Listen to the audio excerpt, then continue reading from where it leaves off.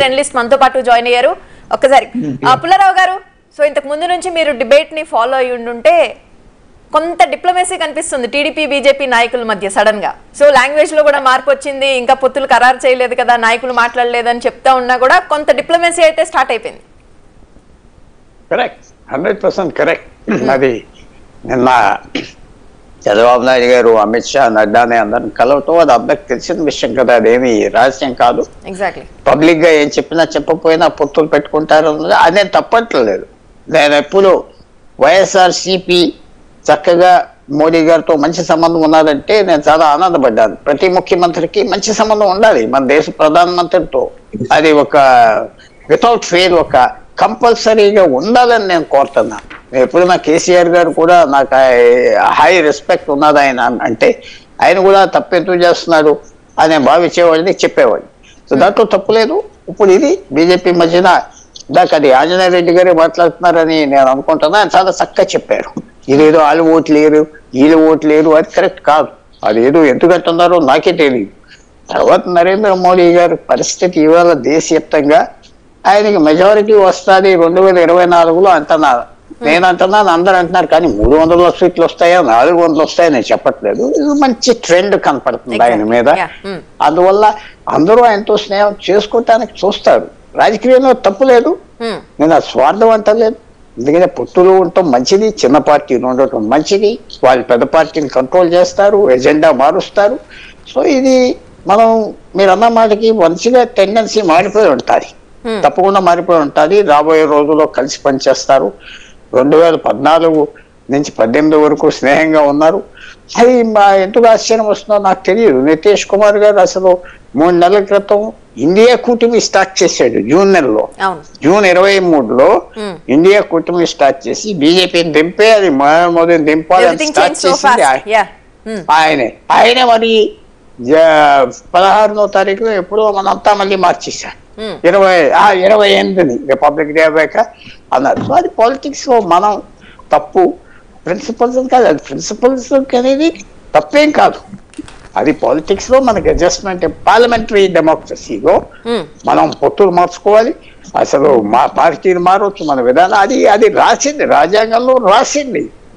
ఎప్పుడు 24 గంటల్లో ఒక ముఖ్యమంత్రికి ప్రధానమంత్రికి అసెంబ్లీలో పార్లమెంట్ లో మెజారిటీ ఉంటేనే ఆయన ముఖ్యమంత్రి, పెద్ద దిగిపోవాలి అది. సో అది మనం ఏంటంటే ఎస్ కొంచెం మనం అందరం అనుకున్నట్టుగా నిన్నటి వరకు తిట్టి మళ్ళీ కలిశారు, అది కొంచెం ఆశ్చర్యంగా ఉంటుంది. పుల్లారావు గారు, చాలా పొత్తుల్ని చాలా పార్టీల చాలా సో పొత్తుల్ని చూసిన నేపథ్యంలో ఇప్పుడు ఆంధ్రప్రదేశ్ పొత్తుల విషయంలో సామాన్య ఆంధ్రప్రదేశ్ వ్యక్తి మైండ్ సెట్ ఏ విధంగా ఉంటుంది? ఇప్పుడు బీజేపీ ఎలాగో కేంద్రంలో అధికారంలో బీజేపీ వస్తుంది కాబట్టి తప్పే ఉంది, కలిస్తే వైసీపీ అయినా ఒక పక్క టీడీపీ అయినా అనే మైండ్ సెట్ తో ఉంటారా? ఈ 10 ఏళ్ల నుంచి రాష్ట్రానికి ఏం చేయలేదు అంటూ ఈ 2 పార్టీలు తీసుకెళ్లిన నెరేషన్ ని ప్రజలు క్యారీ చేస్తారా?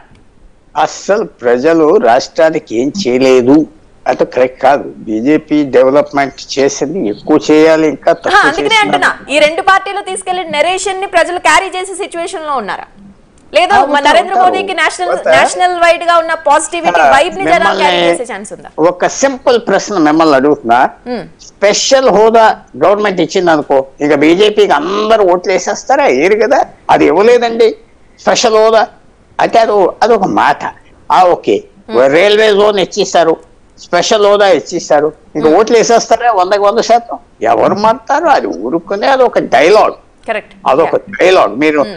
మీరు ఇష్టం లేదంటే నేను ఏదైనా ఆలస్యంగా వచ్చారు, ఆలస్యంగా పిలిచారు, అదేంటి అంటాను. ఇష్టం ఉంటే చాలా బాగా చేశారు అంటాం. అది కొంచెం ఆ డైలాగ్ అస్సలు నేను ఒప్పుకోను. బీజేపీ దేశవ్యాప్తంగా చేసింది ఫ్రీ రేషన్ ఇచ్చింది నేను అనుకుంటున్నా. దేశానికి సెక్యూరిటీ ఇచ్చింది. నాకు నరేంద్ర మోడీ గారి రెస్పెక్ట్ ఏంటంటే దేశానికి సెక్యూరిటీ, ఒక సెక్యూరిటీ. ఇతర దేశాల వాళ్ళకి వార్నింగ్ ఇచ్చారు, నిలబెట్టుకున్నారు ధైర్యంగా. నా వ్యూ అది. ఒక ప్రధానమంత్రి ఎవరు వచ్చినా ప్రధానమంత్రిగా ఆయన దేశం సెక్యూరిటీ, దేశం పరపతి పెంచితే మంచిది కదా, మనకి అన్ని తర్వాత వస్తాయని నేను భావిస్తా. నరేంద్ర మోడీ చేసి దాని మీద ఓటేస్తారు. కానీ అదేదో మనకి రైల్వే జోన్ ఇవ్వలేదండి అంటే, రైల్వే జోన్ వెళ్ళి నన్నేం చేయమంటుంది? ట్రైన్లు తిరిగి 5 సంవత్సరాలు 10 సంవత్సరాలు 20 సంవత్సరాలు మరి ఆంజనేయ రెడ్డి గారు రోజు తిరుగుతున్నారంటో నాకు తెలియదు ట్రైన్ల మీద. అయ్యంతా కొద్దిగా అది అంత మంచి రీజన్స్ కాదు అనుకుంటున్నా. ఎస్, కరప్షన్ ఉన్నది, లేకపోతే ఫెయిల్ అయ్యాడు గవర్నమెంట్ అంటే ఆ రీజన్. సో అవి ఏమి ఉండవు. నరేంద్ర మోడీ ఇమేజ్ బాగున్నది, అది వాళ్ళకి వాడుకోవచ్చు. ఓకే, సో ఎవరితో పాజిటివ్ గా ఉంటే వాళ్ళు ఖచ్చితంగా ప్రజల నుంచి కూడా పాజిటివిటీ కనిపిస్తుంది. అంత రిలవెన్సీ, అంత నెగిటివిటీ అనేది బీజేపీ మీద లేదనేది మీ పాయింట్. ఓకే, సో ఈ పాయింట్ ఒకసారి పక్కన పెడితే బీజేపీ ఎవరికి పాజిటివ్ గా ఉంది? సో రోజు విడిచి నాయకులతో మాట్లాడారు. ఓకే, ఒక పక్క జగన్మోహన్ రెడ్డి ముఖ్యమంత్రి అయి ఉండొచ్చు, రాష్ట్రానికి సంబంధించిన అంశాలపైనే మాట్లాడి ఉండొచ్చు, బయటకు వచ్చిన తర్వాత కూడా రాష్ట్రాలకు సంబంధించిన అంశాల కోసమే మాట్లాడమని చెప్పారు. కానీ ఒకసారి బీజేపీ పాయింట్ ఆఫ్ వ్యూలో చూసుకుంటే ఎవరికి దగ్గరగా ఉంటే అంచనాలు వేయడంలో బీజేపీ ఎప్పుడు ముందుంటుంది. సో మీ ఆలోచన ఏంటి? ఎవరికి దగ్గరగా ఉంటే బీజేపీకి మంచి జరుగుతుందని ఆలోచించే ఛాన్సెస్? నాకు అనిపించింది ఏంటంటే బీజేపీకి ఆంధ్రప్రదేశ్ నుంచి ఒక్క ఓటు కూడా రాకపోయినా 270 వస్తాయి. వాళ్ళు 300 వచ్చేస్తాయి, 500 వస్తాయి, నేనేమి ఒప్పుకోను. 360, 270 వస్తాయి. ఇక్కడ నుంచి వస్తే మంచిది వాళ్ళకి. అందువల్ల బీజేపీకి ఆ అడ్వాంటేజ్ ఉన్నది. ఇవాళ ఒక నెలల క్రితం కొంచెం అడ్వాంటేజ్ అంత ఈజీగా కనపడలేదు నాకు. బీహార్లో బాగోలేదు, ఇప్పుడు మహారాష్ట్రలో కూడా ఈక్వల్ గా ఉన్నారు, అంత బాగోలేదు, ఎందుకంటే కొన్ని ప్రాబ్లమ్స్ ఉన్నాయి. సో అందువల్ల బీజేపీకి ఎవరు వెళ్తే బీజేపీకి బాగున్నదంటే ఒక వైఎస్ఆర్సీపీ 5 సంవత్సరాలు మంచి సంబంధం ఉన్నది. నరేంద్ర మోడీకి పర్టిక్యులర్ గా జగన్మోహన్ రెడ్డి గారితో మంచి సంబంధం ఉన్నది. అది తప్పట్లేదు, చాలా మంది తప్పడుతున్నారు. చీఫ్ మినిస్టర్ కి, ప్రైమ్ మినిస్టర్ కి గుడ్ రిలేషన్షిప్ ఉండాలి ఈ దేశంలో. అది స్టాలిన్ ఎంత విమర్శించినా ప్రధానమంత్రిని అతి మర్యాదగా, అతి గౌరవంగా చూస్తాడు, పెద్ద ఈవెంట్స్ కి పిలుస్తాడు. ఇవన్నీ కొంచెం మనకు మంచిది దేశానికని భావిస్తున్నా. సో వైఎస్ఆర్సీ 5 years సపోర్ట్ చేశారు. ఈవేళ ఏదో ప్రధానమంత్రి గారిని కలిశారు జగన్మోహన్ రెడ్డి గారు అంటే నేను రాజకీయం గురించి కలిశారు. ఆయన మీద డెఫినెట్ గా నరేంద్ర మోడీ గారికి ఓ సాఫ్ట్ కార్నర్ ఉంటుంది.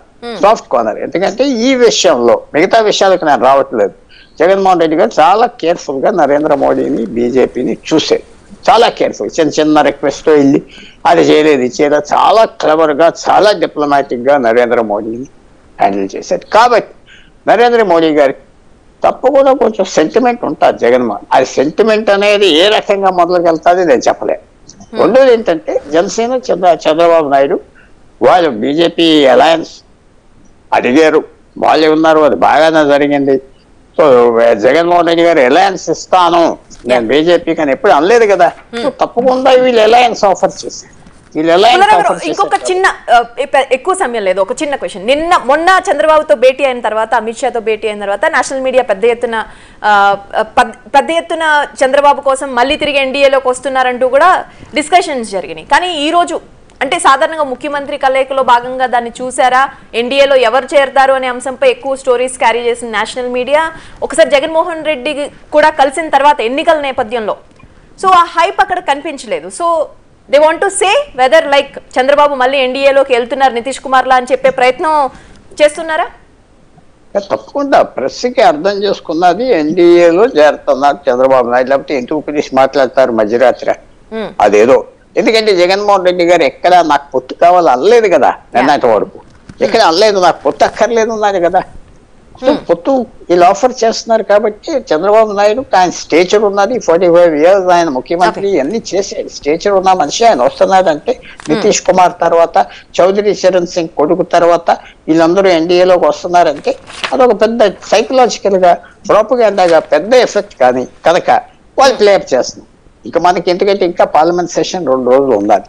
అది అవ్వే వరకు బీజేపీ నిర్ణయం తీసుకోదు. అది అవ్వాక వాళ్ళు కఠిన నిర్ణయం తీసుకుంటారు. జగన్మోహన్ రెడ్డి గారికి ఆయన వ్యూస్ కూడా మర్యాద ఇచ్చారా లేదా, కష్టం అన్నారా, అది కూడా బయటకు వస్తుంది. ఎల్లుండ సోమవారం మంగళవారంలో బీజేపీ అనౌన్స్ చేస్తారు సెషన్ అయిపోగానే. సెషన్ అయిపోయాక పార్లమెంట్ డిసాల్వ్ చేస్తారా ఏంటి మనం చూడాలి. సో తప్పకుండా నిర్ణయం తీసుకుంటారు. అది అలా కనపడుతుంది. ఈవేళ ఎవరు జనసేన టీడీపీ తరఫున కనపడుతుంది. సడన్ గా ఏమైనా మార్చుకుంటారా, మా జగన్మోహన్ రెడ్డితో వెళ్దాం మనతో ఉన్నది అంటారా, అది మనం చెప్పరా, జరిగితే జరగవచ్చు, అది కూడా చూడాలి. థ్యాంక్ యూ పుల్లారావు గారు, థ్యాంక్ యూ వెరీ మచ్.